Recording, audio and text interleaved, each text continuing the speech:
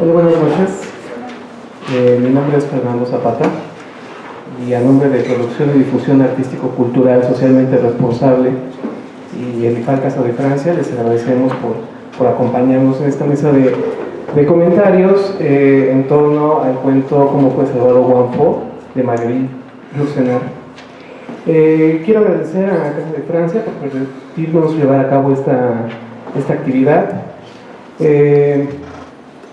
Por supuesto a nuestros ponentes, a ustedes por acompañarnos. En esta ocasión, bueno, tenemos el gusto de que nos acompañen una pianista y una lectora.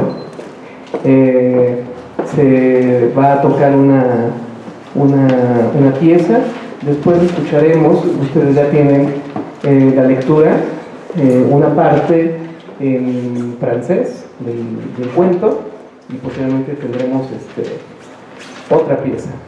La pianista que hoy nos acompaña, Camila Colina, es estudiante de psicología, es una apasionada de la filosofía y las artes y toca el piano desde hace más de 15 años.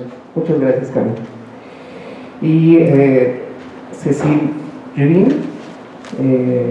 es la coordinadora cultural del IFAL Casa de Francia y en esta ocasión, bueno, nos apoyará leyendo una parte del cuento.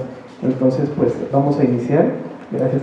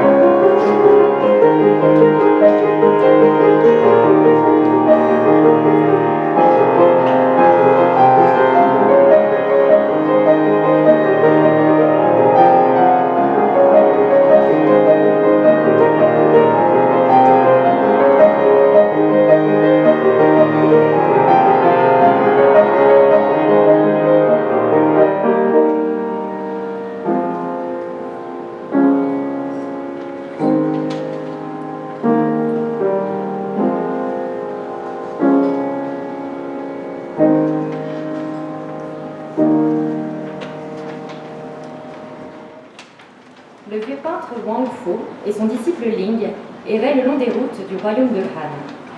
Ils avançaient lentement, car Wangfo s'arrêtait la nuit pour contempler les astres, le jour pour regarder les libellules. Ils étaient peu chargés, car Wangfo aimait l'image des choses et non les choses elles-mêmes. Et nul objet au monde ne lui semblait digne d'être acquis, sauf des pinceaux, des pots de laque et d'encre de Chine, des rouleaux de soie et de papier de riz. Ils étaient pauvres, car Wang Fo troquait ses peintures contre une ration de bouillie de millet et dédaignait les pièces d'or.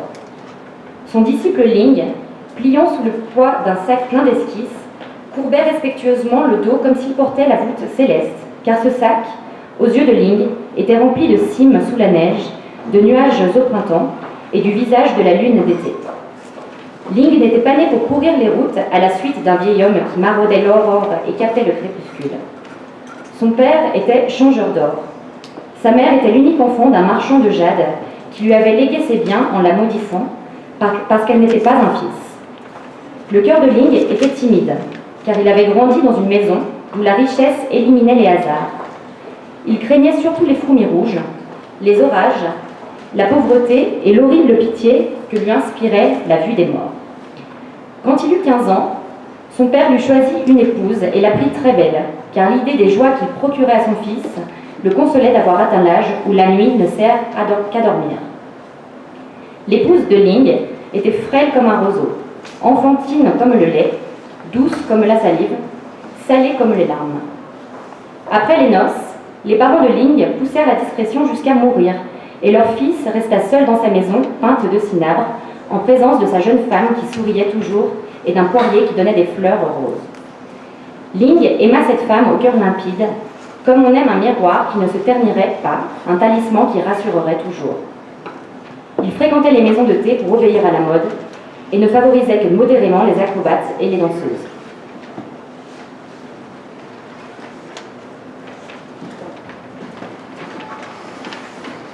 « Tu me demandes ce que tu m'as fait, vieux Wang Fo ?» dit l'empereur. Sa voix était si mélodieuse qu'elle donnait envie de pleurer. Il leva sa main droite, que les reflets du pavement de jade faisaient paraître verte, comme une plante sous-marine, et Wang Fo, émerveillé par la longueur de ses doigts, mince, chercha dans sa mémoire s'il n'avait pas fait de ce jeune homme, ou de l'un de ses ancêtres, un portrait médiocre qui mériterait la mort. Mais c'était peu probable, car Wang Fo jusqu'ici n'avait guère fréquenté les empereurs, leur préférant les portefaix. « Tu me demandes ce que tu m'as fait, vieux Wang Fo ?» reprit l'empereur en se penchant légèrement vers le vieil homme prosterné. « Je vais te le dire. Mais comme le venin d'autrui ne peut pénétrer en nous que par les issues les plus subtiles, pour te mettre en présence de tes torts, je dois te raconter toute ma vie. Mon père avait rassemblé une collection de tes peintures dans la chambre la plus secrète du palais, car il était d'avis que les personnages des tableaux doivent être soustraits à la vue des profanes, en présence de qui ils ne peuvent baisser les yeux. C'est dans ces salles que j'ai été élevé, vieux Wang Fo, car on avait fait autour de moi la solitude pour me permettre d'y grandir. Afin de m'éviter toute souillure, on avait écarté de moi le flot trouble des vivants, et il n'était permis à personne de passer devant mon seuil, de peur que l'ombre de cet homme ou de cette femme ne s'étendît jusqu'à moi. Les quelques vieux serviteurs qu'on m'avait réservés se montraient le moins possible. Les heures tournaient en cercle. Les couleurs de tes peintures, fixées sur les murailles, s'avivaient avec l'aube et pâlissaient avec le crépuscule. Assis sur un tapis dont je savais par cœur les dessins, laissant pendre mes doigts entre mes genoux de soie jaune, je m'imaginais ce que serait mon avenir. Je me représentais le monde, le pays de Han, au milieu, pareil à la paume creuse et monotone de la main, que sillonnent les lignes fatales des 5 fleuves. Tout autour, la mer, où naissent les monstres, et plus loin encore, les montagnes qui supportent le ciel. Et pour m'aider à me représenter toutes ces choses, je me servais de tes peintures. Tu m'as fait croire que l'océan ressemblait à la vaste nappe d'eau étalée sur tes toiles, si bleue qu'une larme, en y tombant, ne peut que se changer en saphir, que les femmes s'épanouissaient et se refermaient comme des fleurs, pareilles aux créatures qui s'avancent, languissamment poussées par la brise, dans les allées de tes jardins, et que les jeunes guerriers, à la taille mince, qui veillent sur mes frontières, étaient eux-mêmes des flèches qui un jour me transperceraient le cœur. À 16 ans, j'ai vu tomber les barrières qui me séparaient du monde. J'ai commandé ma litière. Secouée sur des routes dont je ne prévoyais ni les cailloux ni la fange, j'ai parcouru les provinces de l'Empire sans trouver tes jardins pleins de femmes semblables à des lucioles, des femmes dont le corps est lui-même un jardin. La boue des rivages m'a dégoûté des océans. La vermine des villages m'a fait oublier la beauté des rizières. La chair des femmes vivantes me répugne comme la viande morte qui pend au croc des bouchers, et le rire épais de mes soldats me soulève le cœur. Le sang même des écorchés vifs est moins rouge que la moindre grenade figurée sur tes toiles. Et je n'ai rencontré nulle part sur le visage humain cette majesté que confère au moindre de tes mendiants ou de tes courtisanes le seul fait d'être en vie. Tu m'as menti, Wang Fo, vieil imposteur. Le monde n'est qu'un amas de lignes confuses, jetées sur le vide par un peintre en démence, et sans cesse effacées par nos larmes. Le royaume de Han n'est pas le plus beau de tous les royaumes, et je ne suis pas l'empereur. Le seul empire sur lequel il vaille la peine de régner est celui où tu pénètres, vieux Wang, par le chemin des 1000 courbes et des 1000 couleurs. Toi seul règne en paix sur des montagnes couvertes d'une neige qui ne peut fondre, et sur des champs de narcisses qui ne peuvent pas mourir.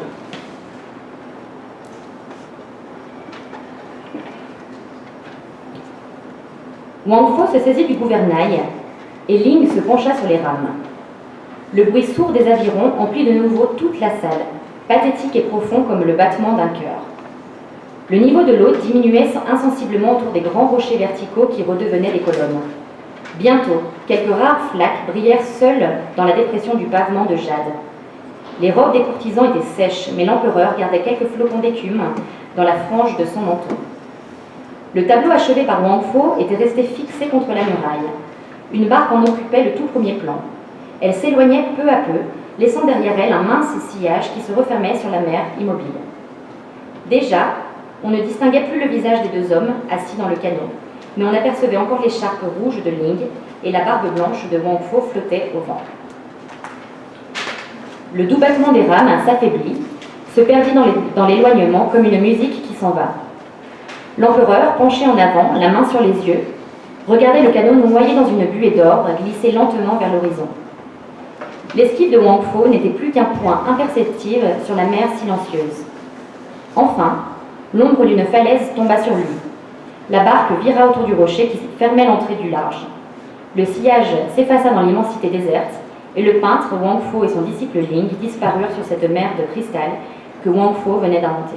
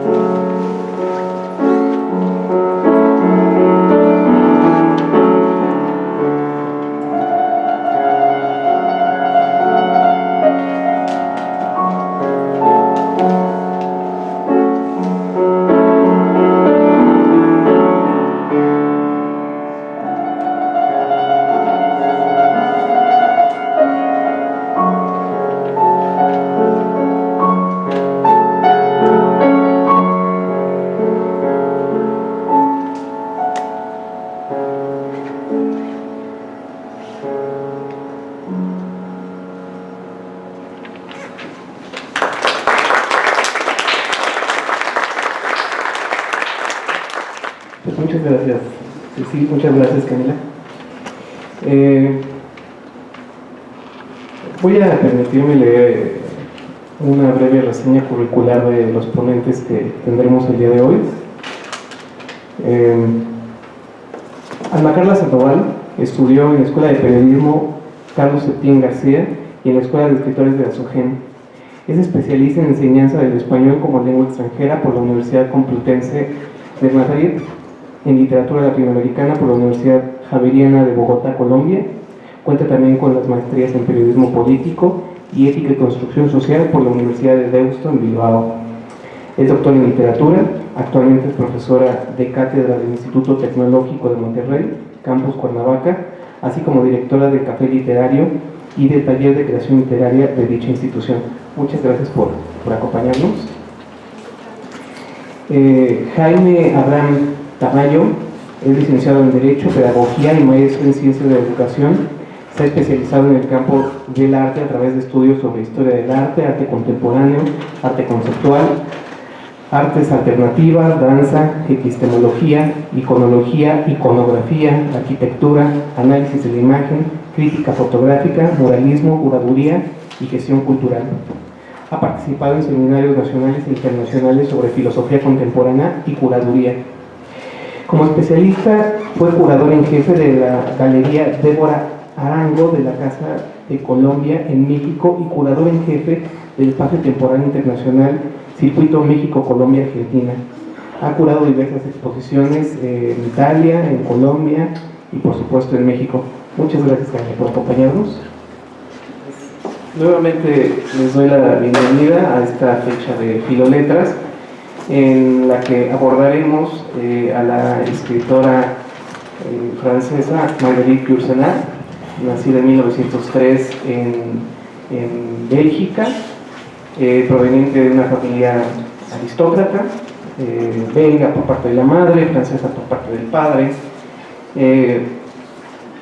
dueña de una obra vasta, compleja.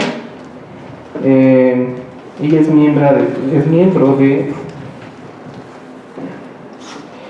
de la Academia Estadounidense de Artes y Letras, es de la Academia Estadounidense de Artes y Ciencias, de la Academia Francesa, de la Lengua y de la Literatura de Bélgica, diversos premios, repito, una obra vasta. Fue educada en casa, dueña de una educación privilegiada en ese sentido. Jamás visitó la escuela. La educación la tuvo en casa, desde temprana edad aprendió griego, latín y siempre fue impulsada por su padre en continuar en esta carrera literaria, dado que bueno, su madre fallece a los pocos días de ella haber nacido, y comienza a leer a los clásicos a muy temprana edad, a Virgilio, ¿no? No solo, pero es una parte de la gran influencia que llegan a tener y se nota después en su literatura, ¿no? Entonces, pues les parece que comencemos un poco con esta parte de la vida de Yourcenar y estas influencias tempranas y que serán reflejadas posteriormente. Sí, Alma, sí nos... Muy buenas noches. Quisiera agradecer primero a todas y a todos ustedes por acompañarnos aquí a Filoletras, a Casa Francia por invitarme. Para seguir conversando sobre las influencias, hay algo que es verdaderamente interesante en la producción de Yourcenar. A los 8 años, rezan las biografías, Marguerite ya había leído todos los clásicos, también a los grandes escritores franceses de su época y, bueno, a grandes comediógrafos, ¿de acuerdo? A grandes dramaturgos. Racine y Aristófanes dicen las biografías que Marguerite los leía muy bien. ¿Por qué quisiera comenzar con esto? Porque el gran conocimiento, la lectura temprana en voz alta con el padre, que esto va a ser fundamental en la trayectoria de Marguerite. Ella lee con el papá los libros de una manera como se hacía en la Edad Media, ¿no? Como los religiosos lo hacían, en voz alta. Un párrafo lo compartía Marguerite, otro párrafo le pasaba el libro al padre. Y ahí hay un hilo, ¿no? Ahí hay una sangre literaria de voz a voz que se va compartiendo. Y esto es importante cuando digo sangre, porque a mí me parece que Margarita Yourcenar es, como todas las de la ley, una escritora de raza, pero también una artista de raza, que no solo se adelantó a su tiempo, sino que vivió la libertad artística y la llevó por todos los lugares por donde viajó. Entonces, vuelvo a Aristófanes, ¿no? El gran comediógrafo clásico. Su conocimiento de Margarita de la literatura griega es fundamental, ya que logra dominar el concepto de comedia y de tragedia de una manera que después en su obra se va a ver desarrollada de un modo único, porque la manera de ver la tragedia, la manera de ir más allá de lo que es, ¿no?, este género, dirían algunos, esta forma de mirar el mundo, de mirar la vida, va a tener que ser decisiva en la belleza y en la muerte que va a darle a todos sus grandes personajes. La muerte, la vida, la pasión, la belleza son temas fundamentales. Ya dijimos que Yourcenar a los 10 años sabía latín, a los 12 sabía griego, también se volvió obviamente una políglota, una biblioteca privilegiada, pero además de los viajes que otorga la literatura hacia adentro, Margarita es una prosélita de los viajes hacia afuera. Comienza a viajar muy joven con el padre también. Entonces ahí tenemos dos formas de desplazamiento interior, ¿no? El que va de los libros hacia adentro y comparte con el padre, y también los primeros recorridos por toda Europa que hace también con su papá, que además de ser un aristócrata venido a menos para algunos, después era también jugador en los casinos de Monte Carlo. Entonces, cuando el padre jugaba, dejaba a veces a la niña Margarita Yourcenar leyendo. Estos dos viajes van a ser también pilares esenciales en la obra de Margarita Yourcenar. Para ella, amar era viajar, porque vamos a ver posteriormente, hablando ya de su trayectoria de vida, que con todas las personas con las que mantuvo relaciones sentimentales profundas, también viajaba. Con su compañera, esta maestra estadounidense, ¿de acuerdo?, que era traductora de su obra, hay que decirlo, también se desplaza. Cuando ella muere, con un fotógrafo, periodista, crítico de arte, también va a viajar por algunos rincones de Europa que le faltaban. Entonces, ¿qué quiero decir? Conocimiento del viaje interior, de la literatura clásica, pero al mismo tiempo una amplia profundización de lo que tendría que ser la libertad creativa. O sea, nada que no abonara a la literatura y a la escritura era bienvenido en la obra de Margarita Yourcenar. El papá, cuando se entera a los 14, 15 años que tiene su hija de que ella quiere escribir, la alienta por completo.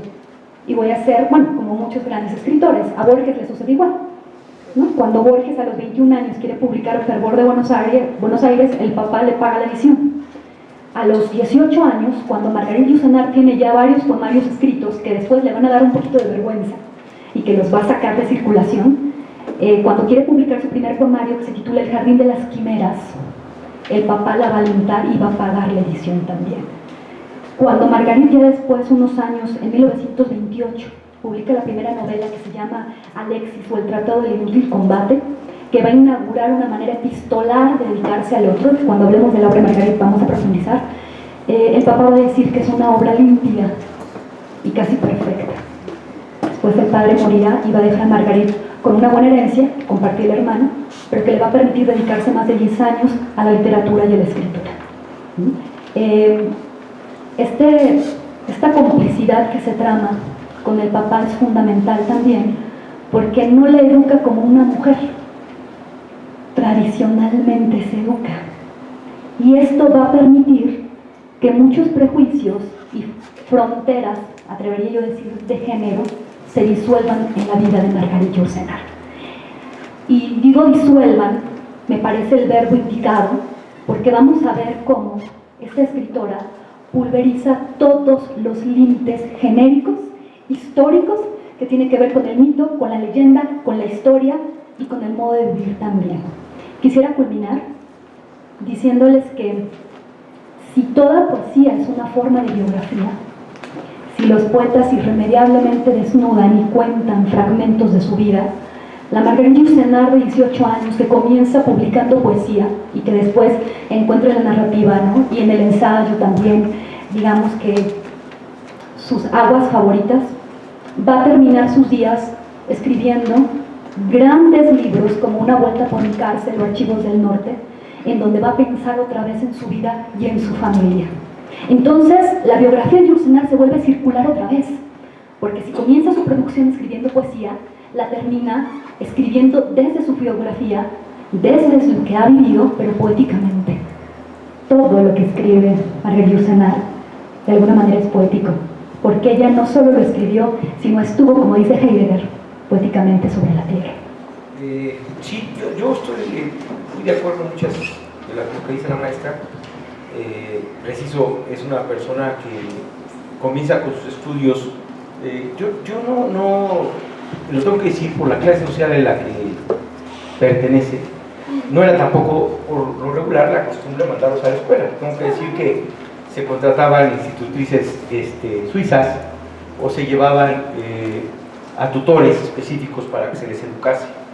Lo peculiar, lo gratamente peculiar es que el padre se hace cargo de la educación de su hijo. Educación que Margarita en su autobiografía dice que era estricta, no era el mejor maestro. Hay una anécdota de su enseñanza sobre Marco Aurelio, que dice que su papá había leído perfectamente a Marco Aurelio, pero no había entendido el concepto de paciencia de Marco Aurelio, porque salió volando Marco Aurelio por la ventana después de 2 horas en que la niña no atinaba la buena lectura de latín. Sí, creo que la autoformación,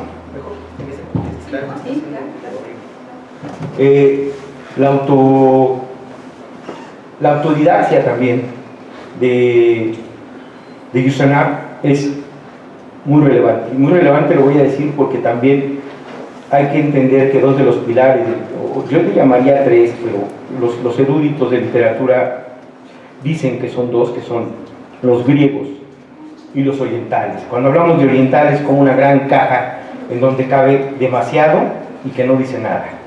Estamos hablando de las culturas de la India, de las culturas del Himalaya, específicamente de esa parte de China, y también de Japón.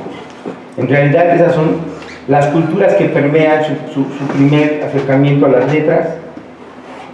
Lógicamente la literatura griega como tal, que tengo que decirlo, su padre y ella tuvieron la fortuna o el acierto de conducirla en 2 áreas, creo que muy buenas, que fue el área de la literatura como belleza. Hay que entender esto porque vamos a ver este concepto permeando la vida de Yourcenar. Ella era una cultivadora de la belleza, de este concepto expandido de griego, en donde se incluía la belleza, la virtud y la verdad. Y entonces tenemos que entender que también tiene un crecimiento sobre la reflexión de lo moral.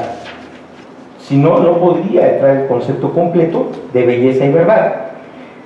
Es importante, ¿por qué? Porque posteriormente en otro libro, en el Opus Negrum, cuando comienza a hacer y hablarse de otros conceptos, más adelante lo platicaremos conjuntamente con la maestra, comenzamos a hablar ya de un concepto expandido de lo que es el ser humano, que aquí es donde Yourcenar es muy importante para el siglo pasado, sobre todo para las letras francesas, las letras del continente europeo.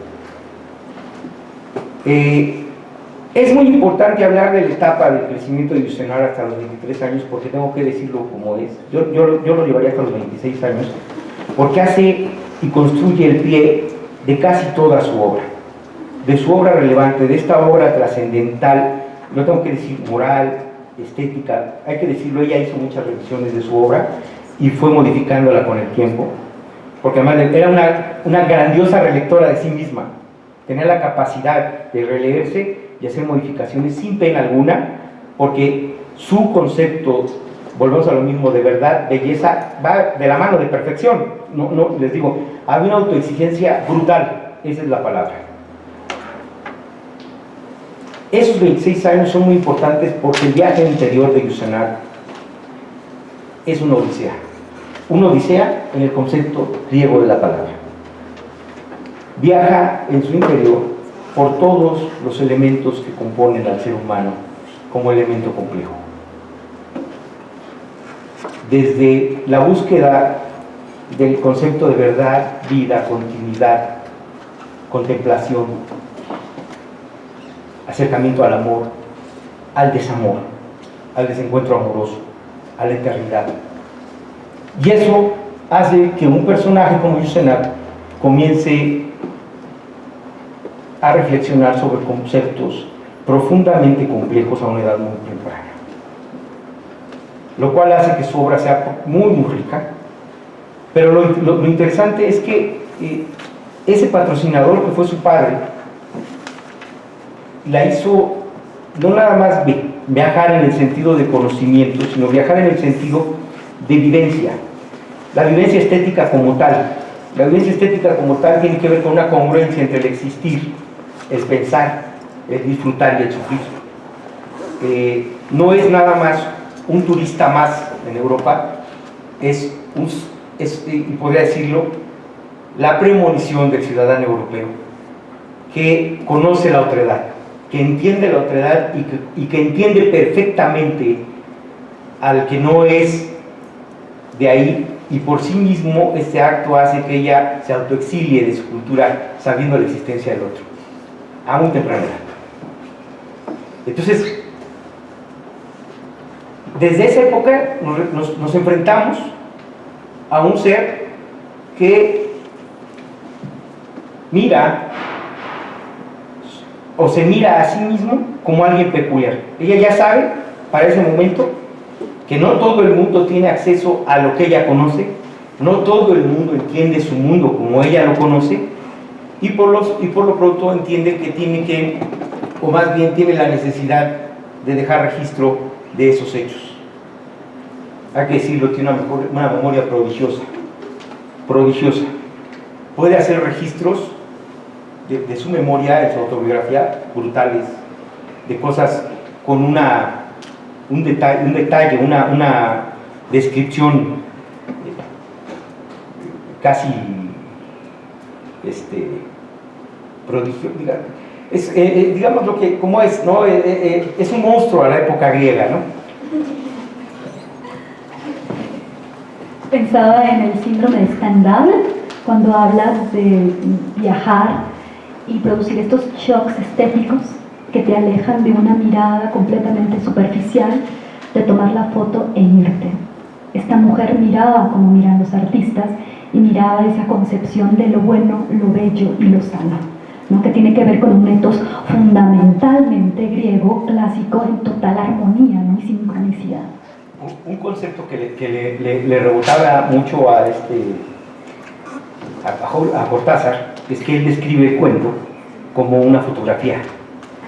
Yourcenar es la contradicción de ese concepto. El cuento de Yourcenar no es una fotografía, es una microhistoria del universo.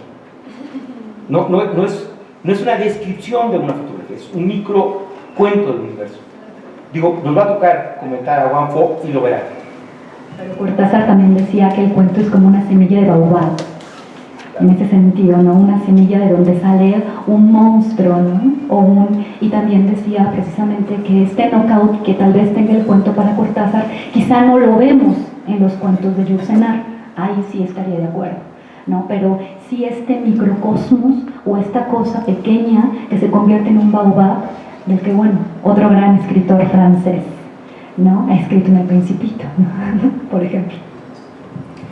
Sí, bueno, estos conceptos que menciona también los podremos abordar, lo de virtud, lo de belleza, por supuesto, de lleno en el cuento, ¿no? Sin embargo, bueno, antes de entrar de lleno a los cuentos orientales, me parece que sería interesante abordar un poco en general la literatura de Yourcenar, que no se reduce únicamente al cuento, ¿no? sino a obras maestras como bien decía ya Jaime, Opus Nihilum, Memorias de Adriano, en novela, Mishima, en ensayo, o Fuegos en poesía. Empecemos por Fuegos, ¿no? Que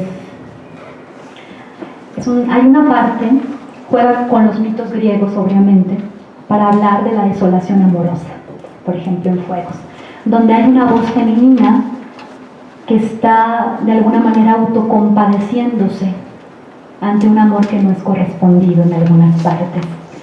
Hay un fragmento en donde Marguerite Yourcenar escribe: no hay amor desgraciado, no se posee sino lo que no se posee, no hay amor feliz, lo que se posee ya no se posee.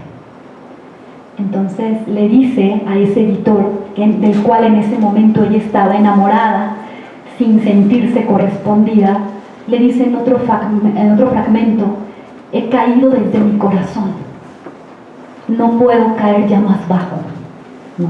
Esta cuestión lírica apasionada que tenemos en Fuegos, jugando siempre con la figura mítica, histórica, antígona, por ejemplo, de pronto, ¿no? También en otros cuentos, nos da una factura y una amiga poética de primer nivel. Pero es una voz femenina que también va viendo esas figuras femeninas de la época.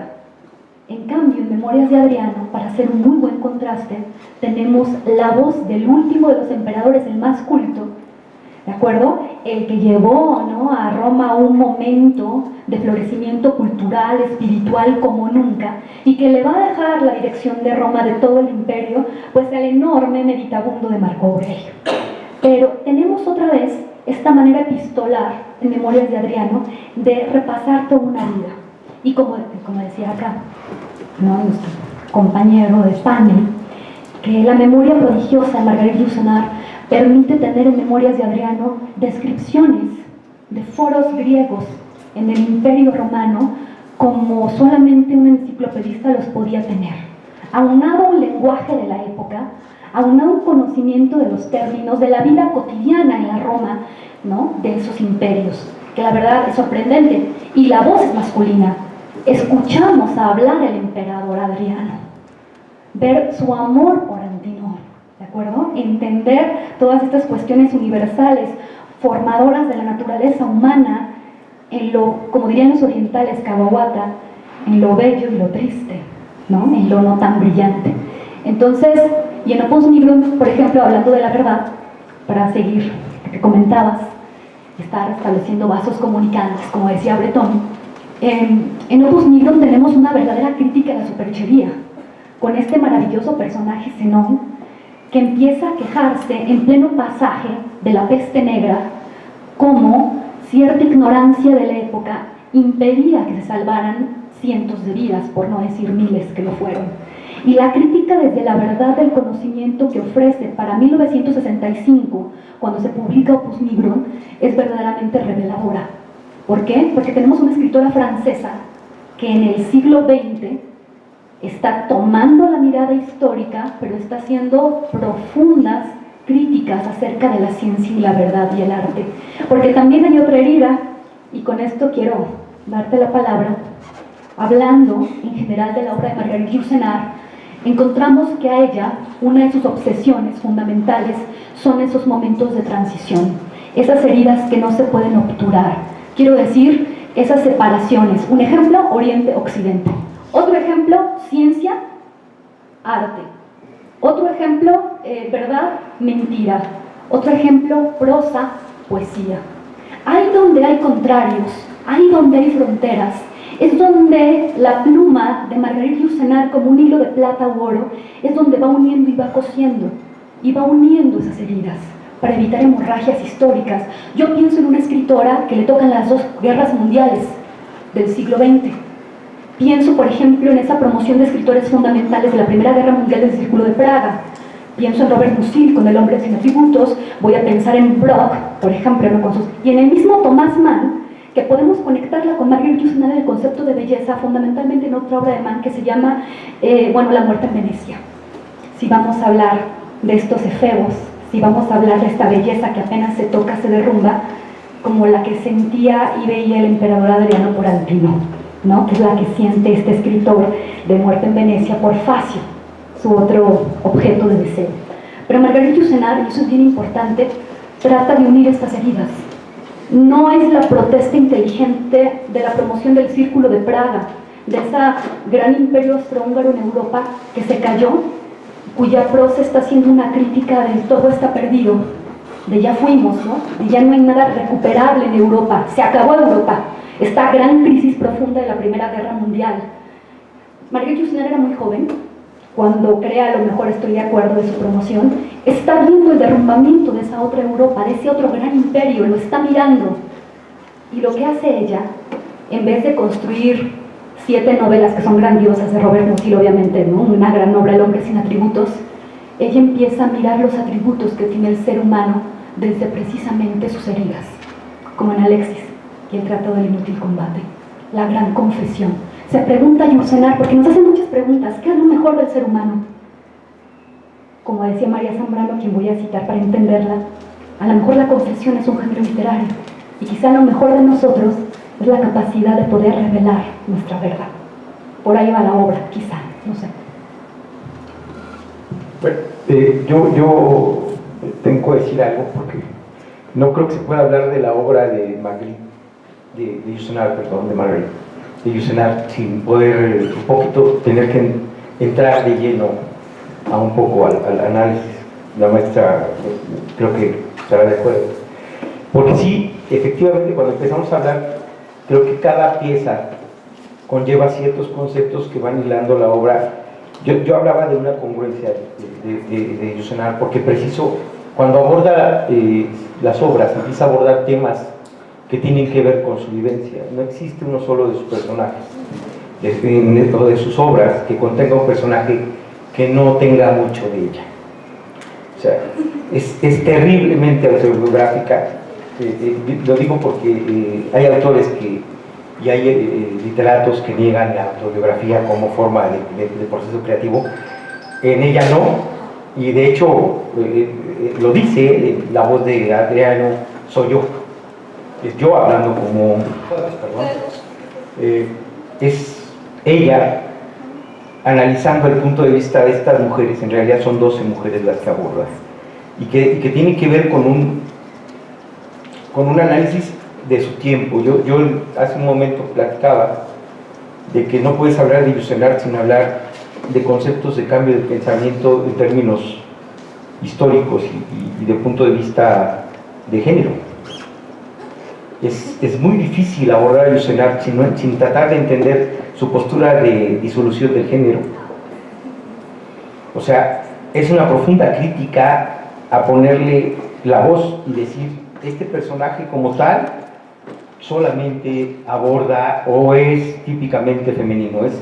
Es una disolución brutal del género. Digo brutal porque llega un momento en que en su última obra ya no sabe si está hablando de él, y de repente dice, el artículo es femenino y el personaje es masculino, y al revés. O sea, llega un momento en que comienza ella a jugar con esta situación de la negación del género. Y es importante decirlo porque hoy hablamos de lenguajes incluyentes, cuando ella lo que dice es que hay que abolirlo. Y entonces empezamos a entender que esta idea de género, pues en realidad ha causado más problemas que soluciones, ¿no? O sea, tenemos, y por eso hablaba de esta visión moral de Yourcenar, porque ella se da cuenta que todo aquello que nos separa se convierte en un impedimento del diálogo de las ideas. Esto es, creo que, una cosa que tenemos que mantener siempre en el punto de vista. Todos los libros de Yourcenar, sean novelas, sean poesía, dijo la maestra algo muy importante, tienen un hilo comunicante y único que se llama la poética. No hay una sola de sus piezas que carezca de poética, pero en esa poética, para que sea tal y se convierta en arte, tiene que ir la semilla de la develación de lo verdadero. O sea, un discurso totalmente ideológico. Le voy a llamar ideológico porque es la ideología de Yourcenar. Sí sé que estaría de acuerdo conmigo. Pero, entonces, vamos a ver que cuando pasa las memorias de Adriano, pues pasa preciso a esta idea en donde ella se confronta con los conceptos de belleza, donde se da cuenta y siembra la semilla de esta bisexualidad o homosexualidad que, digamos, fue conviviendo con su vida, que también habla de los conceptos de belleza en términos generales, del ser. Comienza a verse o a vislumbrarse una disolución del yo, para hablar. Esto es muy interesante, lo hablaba porque, bueno, en francés hay varias formas de hablar del yo, y de repente ella lo siembra en esta articulación de su lenguaje para escribir. Claro, Opus Mebum habla ya de esta, es que yo no le podría llamar batalla, yo sí tengo una percepción muy personal de que ella, cuando asume este hecho de su visión, pretende no negarlo, pero tampoco le interesa defenderlo, lo asume como una naturaleza, y entonces lo que hace es un poquito hacia con ella ajustar cuentas, ¿no? Entonces, de repente, yo le platicaba hace un momento a alguien que muchos de los intelectuales franceses a principios de siglo, hasta casi mitad del siglo, fueron censurados por su lenguaje, por su forma de abordar sus declaraciones en su obra. Yourcenar nunca lo fue. Fue terriblemente correcta su forma de lenguaje, de expresarse, de decir lo mismo que decían los otros, pero lo decía tan elegantemente que no había manera de que le dijeran: eso que dijo usted no nos gustó. Entonces, digo, tengo que decirlo porque su obra permea todo el siglo, y no hay un solo escrito que diga Yourcenar se equivocó o no nos gustó como lo dijo, y dijo lo mismo que los otros. O sea, si ustedes se ponen a ver la obra de los humanistas que la acompañan en el siglo, se van a dar cuenta que toca los mismos temas, lógicamente, bellamente, elegantemente, un lenguaje precioso, pero ahí habla de todo eso, ¿no? Cuando aborda en los cuadernos orientales, que estamos hablando de que toda esta obra es antes de 1950. Entonces estamos hablando de una persona que ya estaba, que si lo hubiera dicho como lo dijo, se me ocurre Lacan, la queman, pero lo dijo y nadie dijo está mal. Entonces tenemos que también, y a eso me refería, puso en juego cosas, temas biográficos que en su momento fueron imperceptibles para una sociedad que, tengo que decirlo, estaba luchando por conservar la moral de ese momento. Yourcenar se opone no porque no esté de acuerdo con esa moral, sino porque ella dice que hubo una Francia mejor y que hubo un mundo mejor, y ese mundo era el clásico. Y de ahí que la maestra nos trajo esta historia de ver al pasado. Es que ella sí mira al pasado como una solución, y ahí es donde ella rompe con la posmodernidad y rompe con esta idea existencialista. O sea, dice, el ser humano no es que sea terrible, es que el ser humano ha perdido al ser humano. El ser humano ha perdido los elementos de la bondad, la bueno, la gracia. Hay que decirlo que también en su formación primaria estuvo su padre traducía los 12 patriarcas del desierto, entonces tuvo una formación que también tuvo que ver con la formación del cristianismo.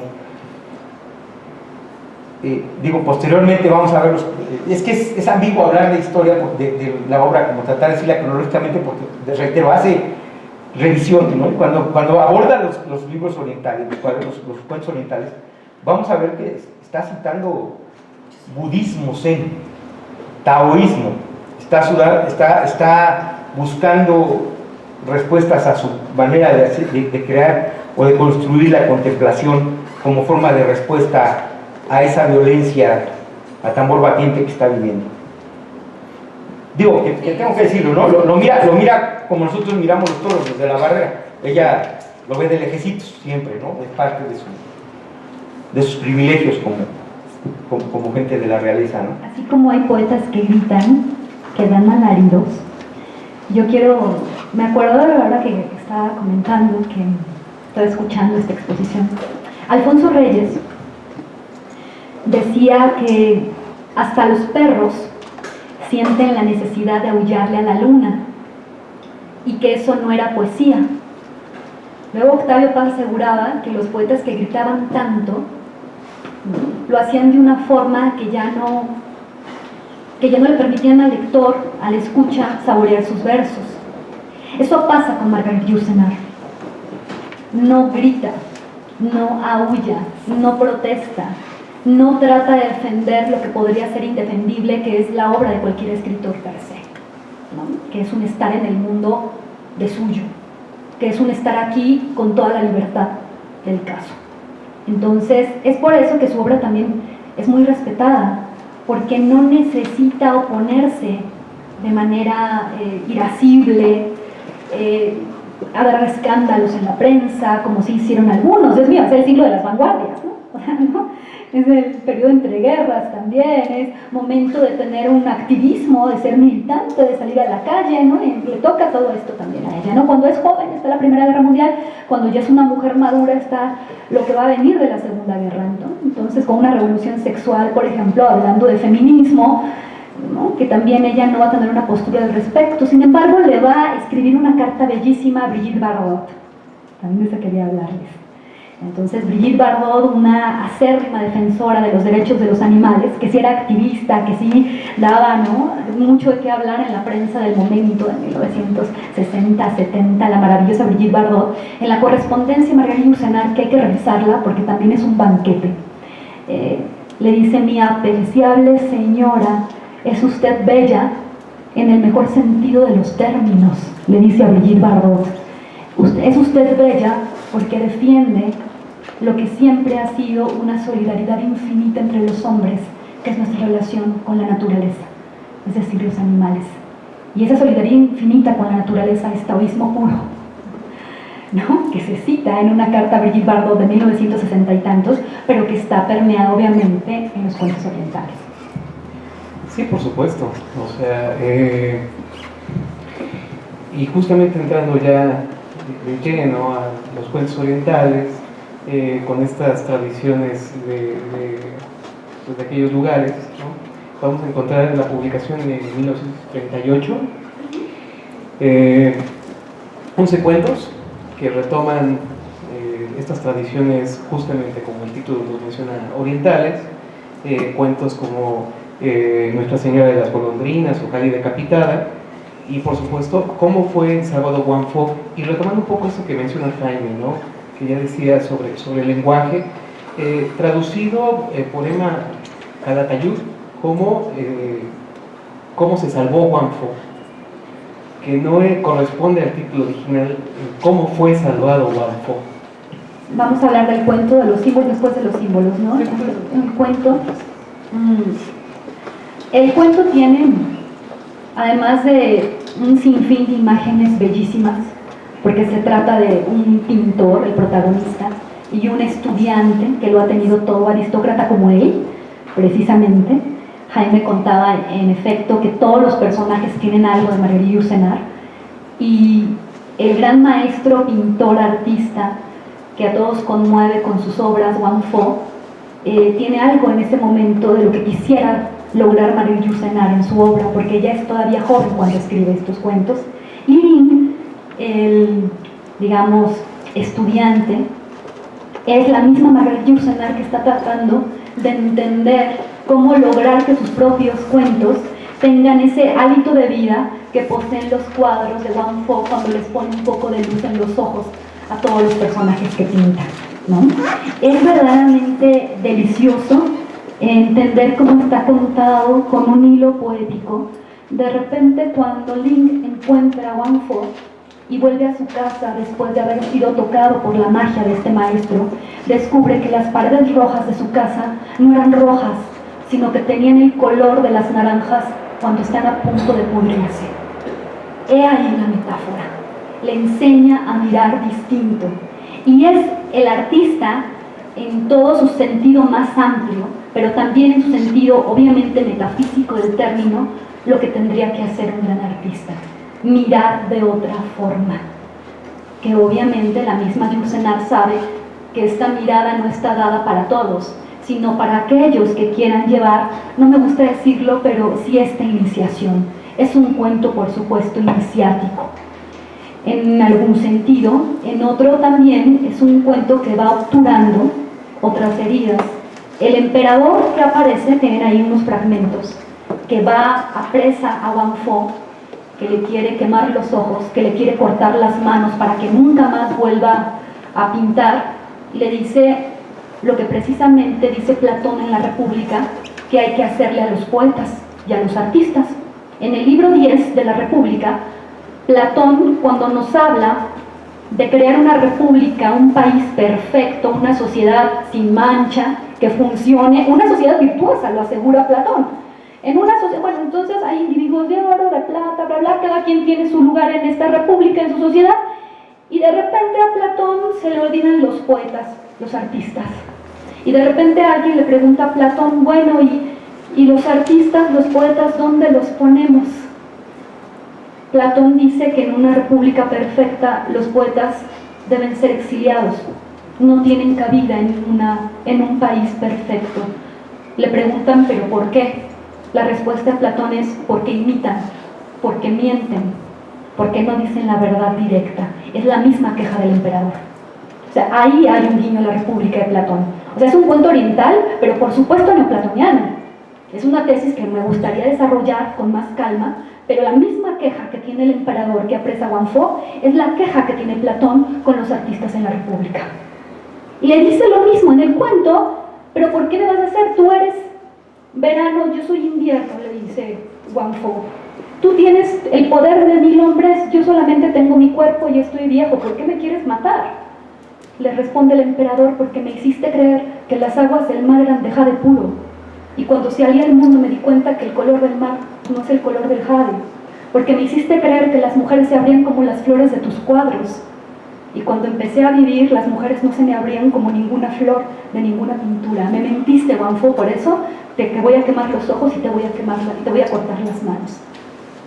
Lo que no sabía el emperador, y aquí viene la justicia del cuento, es que en la tesis de Vargas Llosa, La verdad de las mentiras, nos damos cuenta cómo, en efecto, la literatura miente, pero la gracia y la dialéctica es que mintiendo revela una verdad. Y la verdad que revela la literatura mintiendo es tan poderosa que hace que de repente de un cuadro con agua, un cuarto se empiece a inundar, y sobre la barca que pinta el mismo Wang Fo pueda escapar con su discípulo que habían ahorcado hace poco. Este cuento inspira, que es muy importante decirlo también, algunas leyendas que ya existían en América.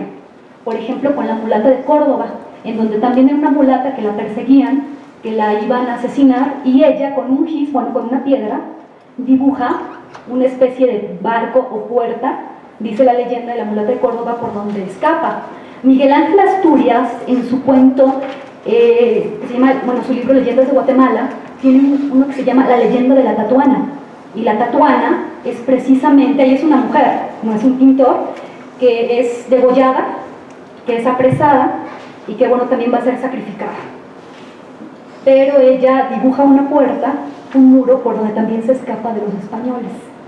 Entonces, yo creo que Miguel Ángel Asturias inspiró a Margaret Yourcenar. Me atrevo a decirlo, que hay una influencia en un premio Nobel de literatura que no tuvo Margaret Yourcenar, ¿no? Hace un rato decías que ella sabía, estaba en una manera europea, una forma europea de estar en el mundo, ¿no? Que era ver al otro. Pues tuvo el premio Erasmus con este programa de educación que era precisamente ir de un país a otro en Europa para poder reconocer esas diferencias, ¿no? Entonces se puede decir mucho ya hablamos con los símbolos, pero en ese sentido neoplatónico y en el sentido también oriental del sacrificio total. La esposa de Link muere, pero muere como mueren las musas que inspiran a los grandes artistas en Occidente, fundamentalmente los poetas malditos. La esposa de Link se ahorca en un ciruelo que da flores color rosa, flores rosas, ¿no? Rosa. Entonces, y se ahorca con su cabellera, pero cuando está tan verde tiene un gesto que dice Margaret Yourcenar que le recuerda a estas musas que han inspirado a los más grandes artistas. Esa mirada de la musa y de la mujer, que podríamos decir la prostituta, la que se sacrifica, es una mirada obviamente Toulouse-Lautrec, por ejemplo, ¿no? Que es la musa como prostituta, que es esta mujer que es ofrendada, ¿de acuerdo? La musa a la que le sale mal, bueno, las musas que cantaban y que se caían, ¿no? En el sentido griego también, ¿no? Que cantaban muy bien, también, que bueno, las arrojan al mar y las convierten en arpías. Sí. Bueno, sí, hablar de este cuento es maravilloso porque yo les decía que es un pequeño, un pequeño compendio de las filosofías y de muchos preceptos de Yourcenar. Pero creo que hay que entender que Yourcenar, antes que otra cosa, era una magnífica lectora. En su biblioteca de Maine hay 500 títulos de literatura oriental, específicamente de Japón.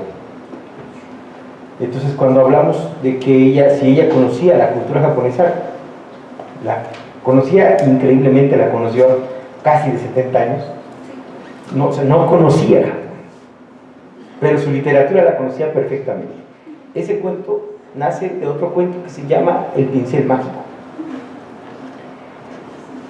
Y el cuento trata preciso y dice que cuando pinta vuelve a la vida lo que pinta. Y entonces habla de dos maneras, o de varias maneras. Lo que pasa es que aquí ya entraríamos a lo iconográfico, pero entraríamos a que no es una historia que hable solamente, yo creo que habla en etapas, de los personajes están tan perfectamente hechos que podemos entender a los papás de Lin, podemos entender a la esposa de Lin, podemos entender a Lin, podemos entender al maestro, a Wang Fu, podemos entender al mismísimo emperador y a sus pinturas. Son personajes que cada uno desarrolla una historia y tienen una vida per se dentro del propio cuento.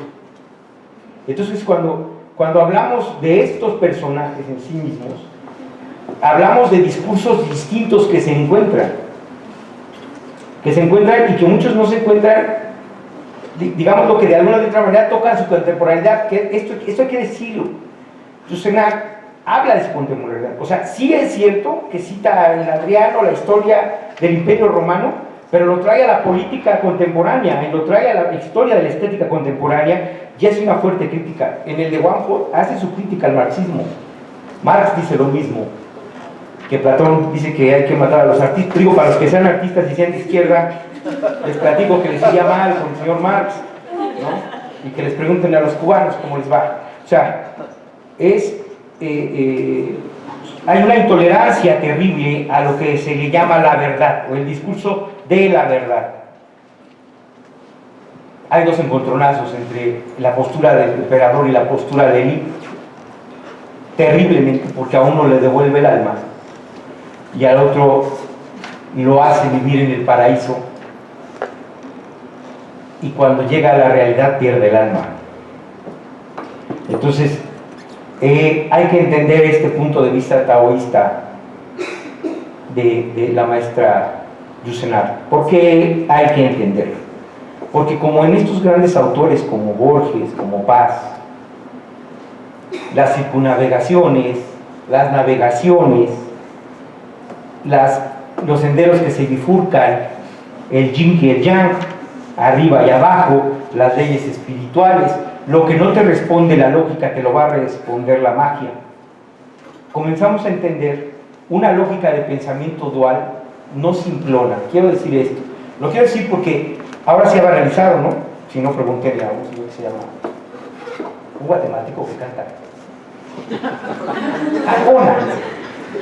O sea, podemos llevar eso al ridículo, no es el caso. Es de una sutileza tan hermosa que nos habla de cómo el alba y el anochecer se funden, y eso es el día. O sea, no puedes concebir el día sin la noche, la luz y la oscuridad en términos poéticos, porque no tendrías la capacidad de abordarlo.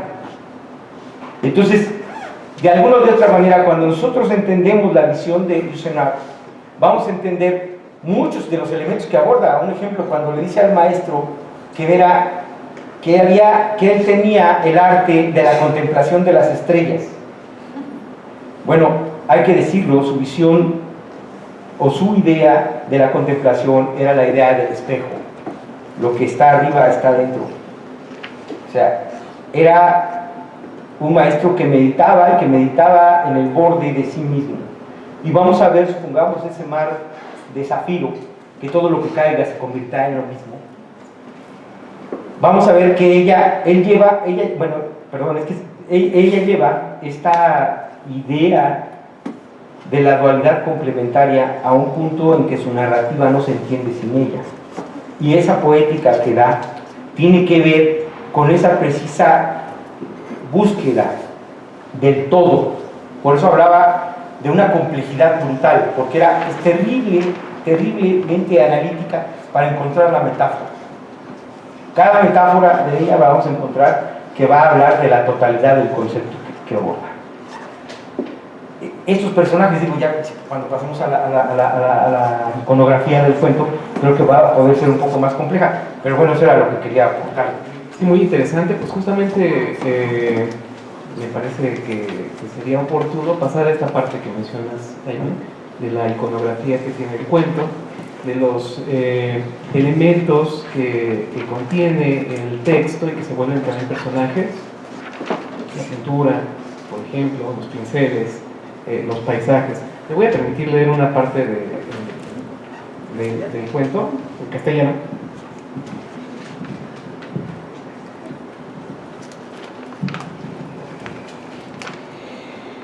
Wang Fo le dijo dulcemente mientras continuaba pintando que creía muerto. Estando vos vivo, dijo respetuosamente Lin, ¿cómo podría yo morir? Y ayudó al maestro a subir a la barca. El techo de jade se reflejaba en el agua, de suerte que Lin parecía navegar por el interior de una gruta. Las trenzas de los cortesanos sumergidos ondulaban en la superficie como serpientes, y la cabeza pálida del emperador flotaba como un loto. Mira, discípulo mío, dijo melancólicamente Wang Fo. Esos desventurados van a perecer si no lo han hecho ya. Yo no sabía que había bastante agua en el mar para ahogar a un emperador. ¿Qué podemos hacer? No temas nada, maestro, murmuró el discípulo. Pronto se hallarán a pie enjuto y ni siquiera recordarán haberse mojado las mangas. Tan solo el emperador conservará en su corazón un poco de amargor marino. Estas gentes no están hechas para perderse en el interior de una pintura. Y añadió, la mar está tranquila y el viento es favorable. Los pájaros marinos están haciendo sus nidos. Partamos, maestro, al país de más allá de las olas. Partamos, dijo el viejo pintor. Ayer que estaba yo revisando el cuento, me hice un montón de preguntas. ¿Cuál es ese país que hay más allá de las olas? La respuesta está enunciada por el mismo emperador, cuando le comenta, lo que pasa es que tú reinas sobre la belleza, sobre el único reino que vale la pena gobernar. O sea, tú estás reinando, tú tienes las habilidades de ver lo que nosotros no miramos. Y ahí al final, quizá las últimas palabras del cuento es, ellos se van a su asunto, se van a la creación, se van al mundo de la belleza, porque en el cuento la belleza y ese mundo es precisamente el territorio donde se encuentra la salvación, que es una tesis que es muy evidente, pero no deja de ser compleja por ser evidente. O sea, hay que pasar por todo este proceso iniciático, no ser el favorito de los padres, perder a la esposa, seguir un maestro, sufrir. Wang Fo no tenía posesiones, lo único que hacía cargar a Lin eran telas de sedas, papeles de arroz, pinceles y las pinturas en algunos tarros. No vendía sus obras, las cambiaba por un poco de puré, por un poco de alimento. Para él la posesión, de acuerdo, era algo verdaderamente inaceptable, porque para él ningún objeto era lo suficientemente digno de ser poseído por él, ¿no? Y en este sentido ahí tenemos un apostolado fundamental por el arte, desde el arte. O sea, es este artista, pienso en Cyril Connolly, en un libro que se llama La tumba sin sosiego, en donde Cyril Connolly afirma que a un artista verdadero le tendría que servir su propio arte. Es el caso de Wang Fo, lo estamos viendo. Y los símbolos de los que está rodeado el cuento, la iconografía, vemos desde cañaverales, vemos libélulas, vemos ciruelos en flor, nos estamos encontrando en papel arroz, todo está lleno de color y está lleno de metáforas del color en el cuento. Está lleno de metáforas también de la vida, porque es el crecimiento y la formación de un artista. Un artista necesita un maestro, ¿de acuerdo?, para poder irse a ese país más allá de las olas. Pero es curioso cómo todos los colores y las metáforas que están en el cuento obedecen también a este imaginario oriental. Chekhov decía que escribir es como bordar sobre el papel. Iconográficamente, cuando yo leo Cómo me salvó Wang Fo, yo me imagino a estos tapices chinos, orientales, que están con hilo de seda formando dragones, formando flores de loto, que se bordan sobre la seda, y esos son los símbolos que encontramos en el cuento. Con su prosa, Marguerite Yourcenar borda estas imágenes profundamente orientales, pero mi tesis es que de alguna manera con un sustrato también occidental, uniendo las dos cosas. Quiero decir que no me gusta hablar en términos de mensaje, pero quizá algunos de los contenidos, algunas de las ideas del cuento, que no son tan atractivas a la vista, están envueltas en este papel chino o en esta tela china, con muchísimas imágenes, con animales también, con la misma mujer Lin, con los papás, con el jade.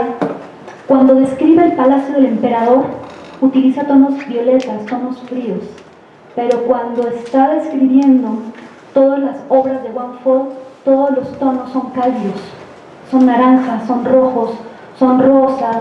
En cambio, el palacio del emperador es violeta, abundan los azules, el verde, que son colores fríos. Curiosamente, si pudiéramos hablar de un lenguaje del color, que tiene que ser en un cuento que habla de pintura, pues bueno, encontramos también otra vez esta congruencia, ¿no? Cuando voy a hablar de algo, como lo tenemos en un lenguaje cinematográfico también, ¿no? Cuando el personaje camina hacia la izquierda hay un mal augurio, cuando va a la derecha se va a salvar, pero lo encontramos en el cuento, que está dado por el color, que también es un lenguaje en sí mismo, ¿de acuerdo?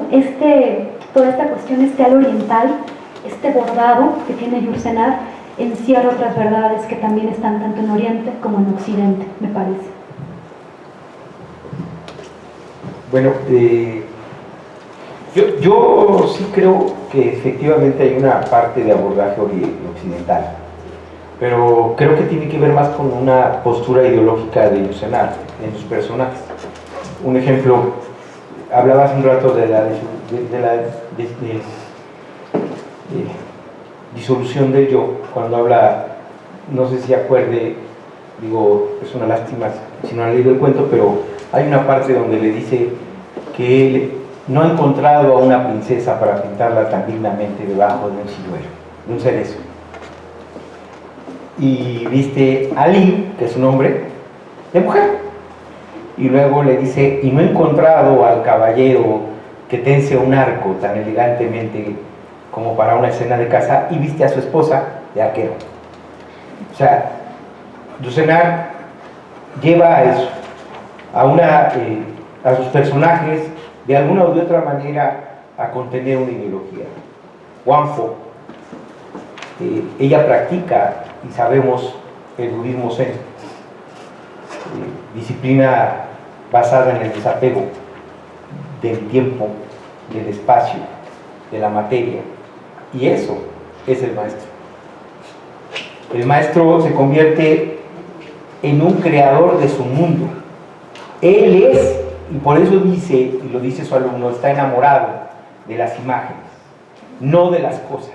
O sea, él no pinta un árbol, pinta su árbol, el árbol que él ve, no el árbol que está ahí. Entonces digamos que la pose no es sino una mera metáfora de lo que vamos a ver en la pieza de Wang Fo. Yo tengo que decir que a mí no me lleva la obra al bordado, yo tengo que decirle que me lleva más al acuarelado, a estas piezas casi de los pictogramas expandidos, o de las acuarelas del Japón. Es que ahorita me acordé de la gran ola, además que se me va el nombre del actor, Hokusai. Me acordé mucho de Hokusai y de estos acuarelistas trascendentales increíbles, que tienen un tatuaje de Hokusai. ¿Cómo se llama? Me acordé de las acuarelas porque las acuarelas tienen una característica: no puedes delimitar el marco. O sea, el papel va a acabar manchado y se va a pintar, sobrepintar un color sobre otro. No hay una manera de que un color tape a otro, pero sin embargo se fusiona. Y eso tiene que ver mucho con la filosofía taoísta. De hecho, una forma de llegar a esta meditación es por medio del pincel. Otra cosa que bueno, me llevó también es preciso a esta pérdida de Arcadia. Hay que decir que el rey describe Arcadia cuando le dice: me sacaste, yo veía a las mujeres florecer, yo veía el mar expandirse, como está hablando de Arcadia. Si ustedes leen la descripción de Arcadia, van a leer la descripción del rey de Arcadia. Arcadia, el mito griego del paraíso, un paraíso pastoril, un paraíso campestre, o más bien de pastores, pastoril, bucólico es la palabra. No existe la muerte, que aquí hay que entender también. Es otro gran personaje de Yourcenar, la muerte. Yourcenar habla de la muerte no como la destrucción, sino solamente la disolución del personaje. El personaje sigue ahí, porque eso es lo que nos va a llevar al desenlace de Wangfo. La muerte no es en el budismo zen, sino una metáfora. En el budismo zen dicen que la flama no se apaga, solamente deja de ser visible, con el concepto de que el calor preexiste y existe ahí, incide cuando se enciende y es visible, pero el calor está ahí y eso es la llama, o sea, está en el todo, se funde. Ese mismo concepto también se lleva al pensamiento. Yourcenar, para mí, piensa más en imágenes, y ahí se parece a Wangfo terrible. O sea, es un creador de imágenes. Ella es una gran pintora de lenguaje. Hace un momento les hablaba del perfeccionismo al momento de hilar las palabras, de la poética que desencadena en una descripción. Pero sobre todo cuando hablo de poética, porque yo creo que ese concepto a veces no se machaca tanto. La poética tiene que ver con la revelación de lo verdadero, en donde inmiscuye un concepto estético dentro de lo grotesco, dentro de lo bello. Pero existe en toda la obra de Yourcenar, ya me perdió la maestra, en la obra de Yourcenar existe y permea el concepto de belleza de Yourcenar, pero sobre todo este concepto de totalidad. Esta metáfora que utiliza nos lleva a entender, yo se los hablaba hace un momento de la dualidad, y ella empieza a hablar de dos mundos, en donde uno es un mundo, este mundo donde existe la muerte, la pobreza, el hambre, lo derruido, la pudrición, la mentira, y el otro, el del maestro Fo, donde está la belleza en la muerte, donde está el color de lo podrido, donde está la poética de vender o de cambiar lo que hago por lo que como, que tiene que ver con un ascetismo, la no percepción, lo tengo que decir, del sufrimiento. En todo el cuento no hay una sola lágrima por los muertos. Es más, cuando mueren los papás de Lee, le dice: tú llevaron la discreción a la orilla de morir. Se había casado, Lee muere, llevaron la discreción a la orilla de morir. No hay una lágrima para los muertos, no hay dolor, no hay esta penuria de esta vida, de esta vulgaridad de la vida, llamémosle así, porque así lo determinarían. Yo comentaba al principio con la maestra que para mí Yourcenar tiene que ver con una especie que ha trascendido la capacidad del Homo sapiens sapiens, del Homo videns, y que lo vi en una película pero que me gustó mucho. Se llama Trascender al Homo Miserabilis, para pasar, ¿no?, a este nuevo. Es que es un grupo de gente, porque de veras que en esa logia podía meter a Borges, podía meter a Paz, podría meter algunos de los pilares del pensamiento y de la literatura del siglo XX, algunos del siglo XIX, pero tengo que decir que cuando hablamos de la iconografía en términos generales,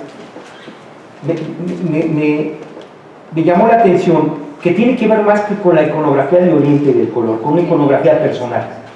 O sea, Yourcenar permea todo el cuento de Wang Fo con una filosofía de vida que, reitero, es totalmente congruente de alguien que vive de la contemplación y que cuando nos habla de lo que contempla crea imágenes fabulosas de un mundo que ya no existe. Todas las obras de ella son de un mundo inexistente, de unos paraísos a donde nos lleva, o de esos infiernos cotidianos de donde nos saca. Esa es la obra. Pero en ese infierno, donde no hay sufrimiento, ¿de acuerdo? En esa alma que le devuelve, esa alma no está exenta tampoco del sufrimiento, nada más es cómo se mira el sufrimiento. Cuando muere la esposa, él quiere detenerse a llorar en el cuento, pero de repente le pide un favor Wang Fo para que él se ponga a dibujar. Lo que pasa es que tenía la cara ya verde, ¿no? Ese verdor que tienen los muertos, la esposa. Él quería llorar, y esto es importantísimo en el cuento, me parece que es medular. O sea, él quiere llorar a la esposa, que ya tiene esos colores terribles, y entonces Wang Fo comienza a pintarla. Y necesita pinceles y necesita que le acerquen el papel.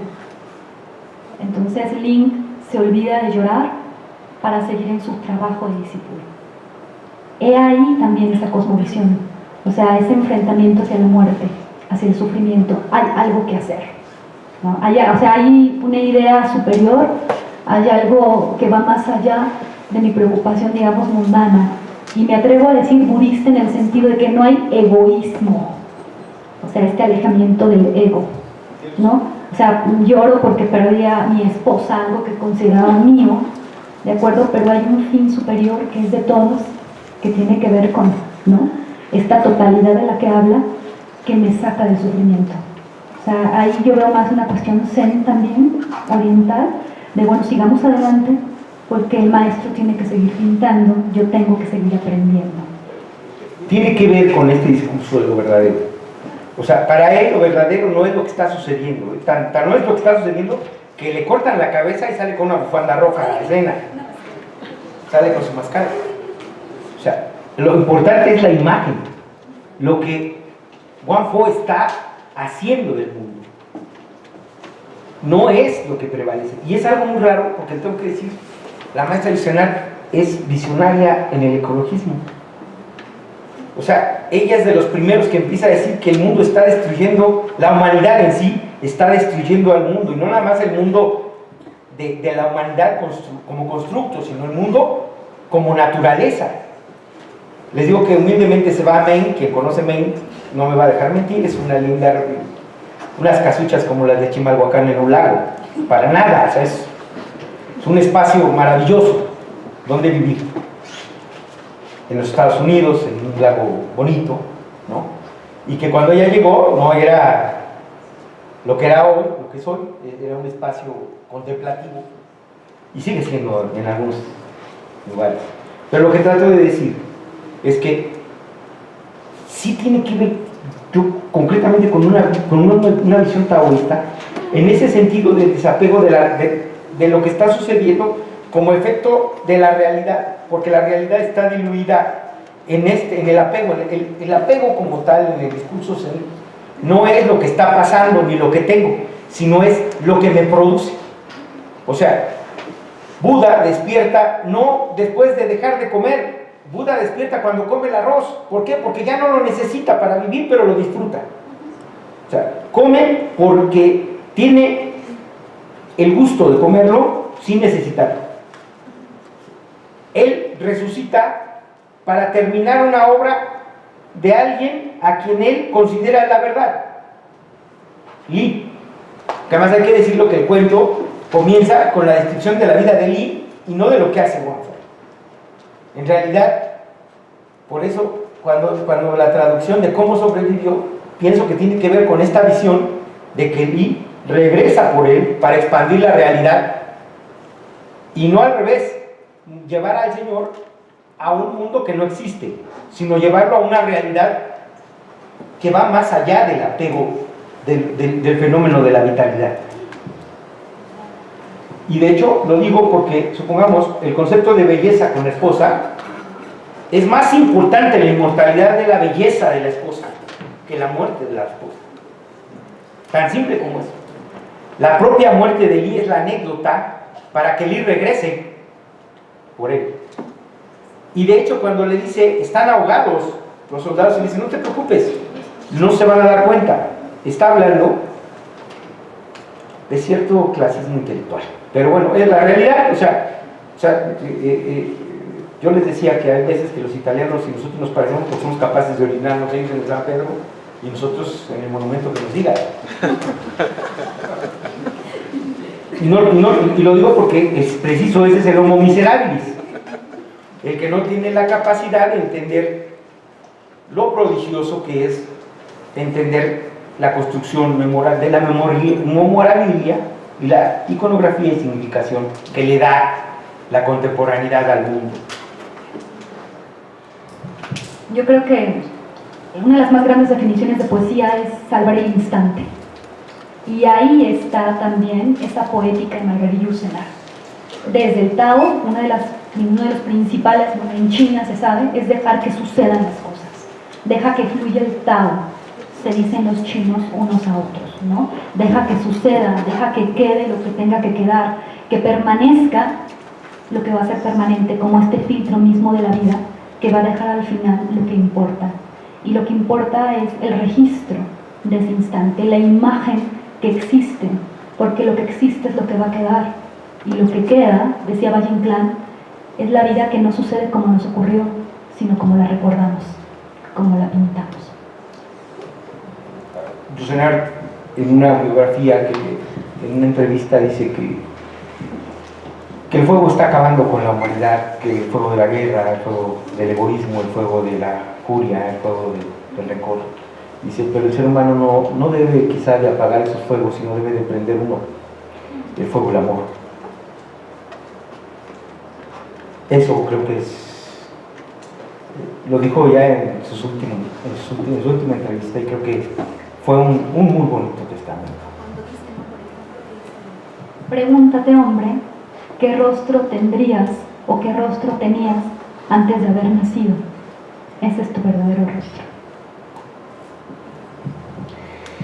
Pues muy amplio, ¿no? Podríamos continuar todavía más, muchos puntos importantes los que tocan. Por ejemplo, esto que mencionas, Jaime, del clasismo intelectual. El día de antier decía en una conferencia en la Universidad de Chicago Mario Vargas Llosa que los pobres no leen porque son ignorantes. Bueno, dijo Vargas Llosa.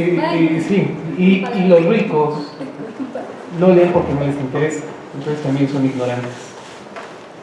Bueno, es bastante amplio, ¿no? ¿Qué les parece si pasamos a discutir y charlar con el público? Entonces, pues vamos a pasar el micrófono. ¿Quién es? Marguerite Yourcenar es un seudónimo, no existe. Ella es un anagrama de Marguerite de Crayoncourt, y creo que toda su vida está entre las dos personas, entre el personaje que crea ella, que es Marguerite Yourcenar, y lo que es en realidad. Nada más eso. Otra vez el dualismo. Pero esa construcción que hace el anagrama lo hace muy joven, o sea, creo antes de ser adolescente, jugando con el papá. Y otra vez es curiosa la presencia del padre, que le ayuda a construir este apellido que es único, que es propio. Y si es cierto, es el seudónimo, es el otro, es la otra, ¿no? Que siempre va a estar jugando y transvistiéndose. Marguerite Yourcenar sí es todos sus personajes, pero sobre todo es el personaje de Marguerite Yourcenar. Ese sí. Bueno, hay que decirlo que para 1950 ya se llamaba así. O sea, en Estados Unidos se cambió el nombre y puso ese nombre. Ese era su nombre. Renunció. Siempre he creído, tengo que decirlo, que era un tanto cuanto anarquista o republicana, ¿no? Porque descree de todo. Y entre esos descree de su clase social, de ciertos privilegios. O sea, sí comienza cuando toma el camino del seno, del taoísmo, comienza con un desposeer y lo hace puntualmente. Reitero, fue muy congruente. Sí, buenas noches, gracias por sus palabras. En relación a lo que están mencionando, pienso en el libro 7 de República, en cuanto a este tránsito que se da para un estado que tiene que ver con la contemplación en cuanto a la verdad, y que Platón le asigna justamente al filósofo, y que tendrá que ver con una obra de un Platón maduro que está precedida por el simposio, y que en ese diálogo entre maestros y discípulos acontece una experiencia que parece que después va a ser muy problemática resituar, que es la experiencia erótica, ¿no? El eros, que tendrá que ver con cómo la experiencia amatoria es parte justamente de un modo en cómo se lleva a cabo la poiesis, y que no únicamente es privativa de una relación entre dos cuerpos, no importando justo esta diferencia de sexos, sino justo que tendría que ver también con la posibilidad de crear a partir de una techné, un saber hacer, que nosotros muy probablemente circunscribimos mucho más como arte, ¿no? Tomando esos dos referentes, pareciera que cómo fue Salvador Wangfo, que tiene que ver con el arte, está atravesado, me parece, no solamente por una evocación a partir de la cual podemos discutir con estos dualismos, sino con un momento en donde Oriente y Occidente no son tales. Un momento en donde es difícil reconocer estas zonas limítrofes, como ahora lo hacemos con un discurso nacionalista, deudor justamente de la posguerra, de la segunda, y de una guerra fría que continúa con su fantasma gravitando por todas partes, ¿no? Mi cuestionamiento es, en relación a eso, cómo poder reflexionar en relación a la erótica a partir de la belleza, Calón, como una manera de producir conocimiento, y de un conocimiento que para Jules Renard tendrá que ver con una eudaimonía, con una lógica justamente de la felicidad, que es una propuesta ética en su obra literaria.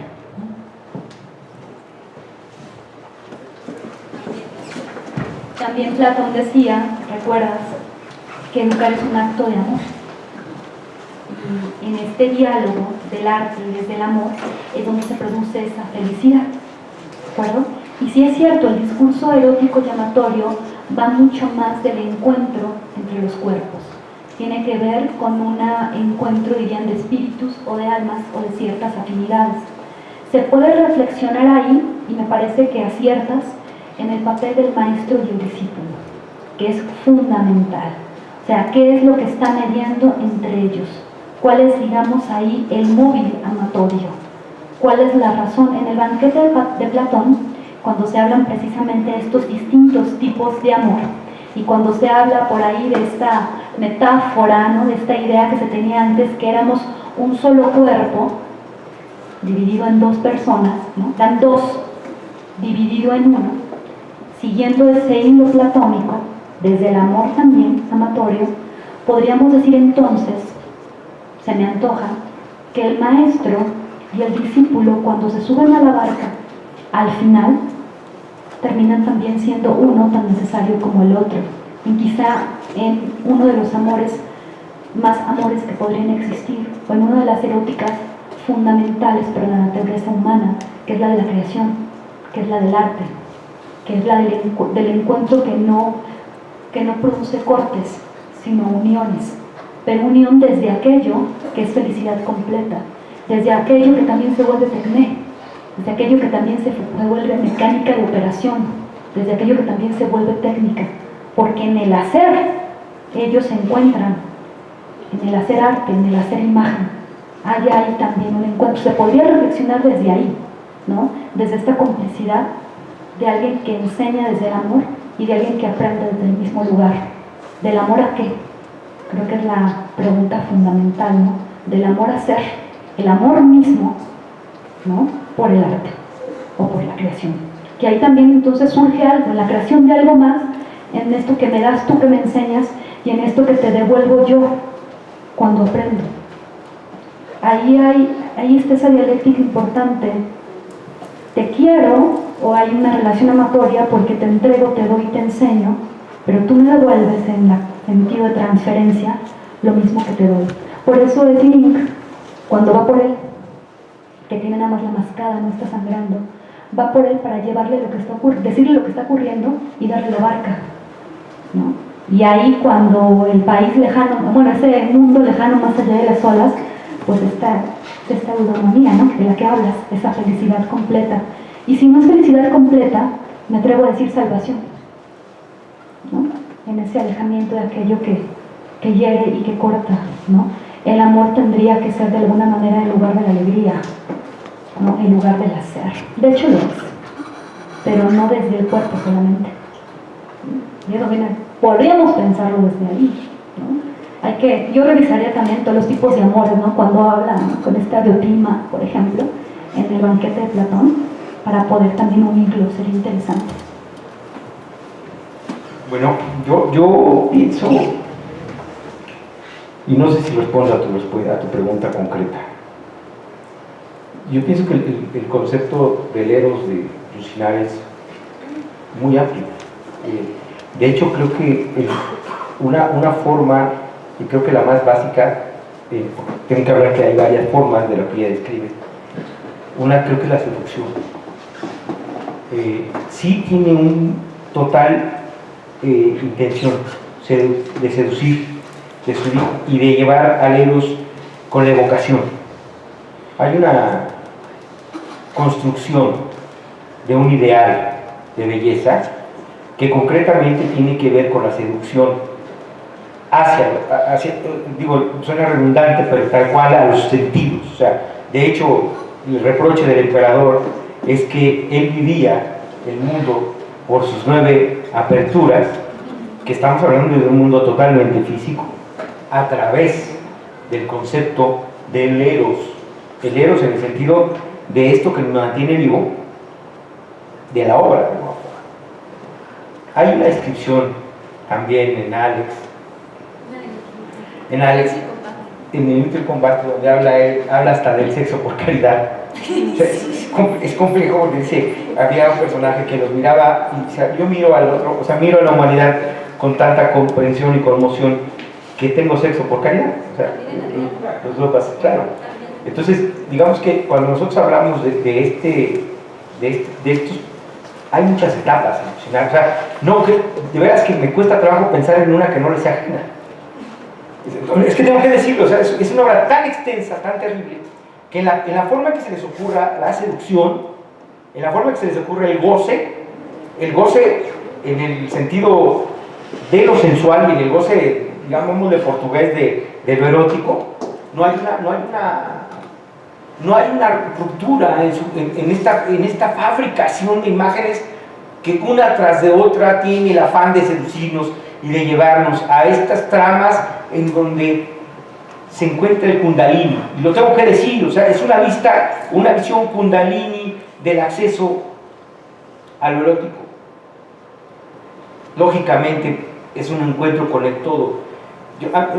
Tienes razón en algo. Cuando hablamos de Oriente estamos hablando de realmente como una especie de decir somos distintos, sin embargo es porque nos quedamos un poquito atrás en la forma en que ellos miran o contemplan, o más bien nos gusta fragmentar para poder nosotros hacer ciertos análisis de conocimiento, y ahí es donde rompemos nuestra capacidad de integración de, pongamos, el concepto erótico sí. Que bueno, es eso que dice la maestra, es que hable usted, maestra. Los rótulos que tienen que ver con la delimitación de los países, que también es como la delimitación de los amores. Me pongo a pensar en eso ahora, ¿no? Se hacen guerras, los que ganan delimitan las fronteras y siembran heridos, ¿no? Decía esto hace un momento, ¿dónde era Oriente, dónde era Occidente? Esas son las preguntas fundamentales que se hace Margarita Yourcenar. Las fronteras los inventan los poderosos, la gente que tiene cierta ventaja o cierto privilegio en un determinado momento dado, ¿no? Hablo de historia. Entonces también las formas de amar están delimitadas también por un proceso histórico, por también una vida cotidiana, por también una historia de las ideas y una historia de las mentalidades. Y también Margarita Yourcenar habla de eso. O sea, cómo se amaba antes, entre hombre y hombre, mujer y mujer, mujer y, ¿no? O sea, y también de qué forma se amaba. En Grecia, la idea del amado y del amante, que era otra vez el experimentado artista o gladiador, ¿no? U orfebre, que tenía un efebo a quien enseñarle todo. Y ahí había un verdadero amor. Entonces, mi reflexión última es esa, ¿no? Si los países también se delimitan de una manera hegemónica a sangre y fuego, de acuerdo, vulnerando cualquier tipo de derecho, pues también las formas en las cuales amamos están delimitadas por la historia y por otro tipo de heridas que dejan cicatrices hondas, profundas en nuestra manera de relacionarnos, que muchas veces son de muy pocas maneras y a veces nada más de una sola. Amor a la pareja o amor a los hijos, ¿no? A veces ya ni siquiera amor a los amigos. Y esta es una herencia histórica que delimita, que constriñe, ante la cual pues sí se pronunciaba estilísticamente de una manera muy inteligente Marguerite Yourcenar, ¿no? A estas imposiciones, ¿no? Que dejan fronteras, formas de relacionarte, de amar a los demás. Yo más que decir dividen, yo diría que subsumen. O sea, la historia de la sexualidad humana es la historia de los clásicos, es la historia del Oriente. Y de repente cuando se encuentra con que en el mundo las etiquetas le pesaron más que el conocimiento, le costó trabajo asumirlo y entonces lo diluyó. Lo diluyó y se centró más en el disfrute que en cierta descripción de lo que podría ser una etiqueta de su sociedad. Por eso decía que si lo hubiera dicho de otra manera, lo hubieran quemado con leña verde, ¿no? Porque ella pretendió diluir el género, nada más, el género, ¿no? Entonces cuando hablamos de la literatura y la metáfora de la caricia y Yourcenar, no creo que ninguna mujer, ningún hombre no la desee.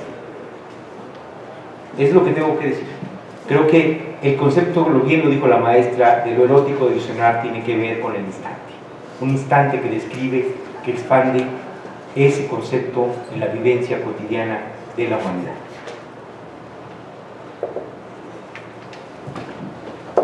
Pues por motivos de tiempo vamos a tener que dar por terminada esta mesa sobre Marguerite Yourcenar, sobre cómo fue salvado Wang Fo.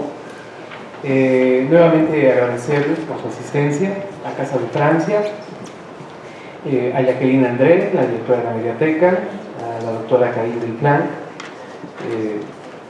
a la doctora Tania Costa por coorganizar este evento, a nuestros ponentes por sus intervenciones y nuevamente a ustedes por habernos acompañado. Los esperamos el próximo 7 de junio en la siguiente fecha del ciclo Filoletras en la que se abordará a Todoro. Muchas gracias.